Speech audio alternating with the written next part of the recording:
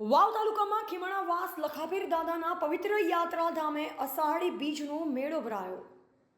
વાવ તાલુકામાં આવેલ ભારત પાકિસ્તાન બોર્ડર વાવ સુઈગામ નેશનલ હાઈવેની બાજુમાં જાતા ખીમણાવાસ ગામે આવેલ લખાપીર દાદાનું પવિત્ર તીર્થયાત્રાધામ અને અસારાની બાજુમાં આવેલ સમલી બેટ પોંચ કેરડા લખાપીર દાદાનું મંદિર, ખીમણાવાસ, અલાસરની પાડે અને જન્મભૂમિ ભોરોણીવાસ આ ત્રણ જગ્યાએ દાદા લખાપીરની પૂજા કરાય છે.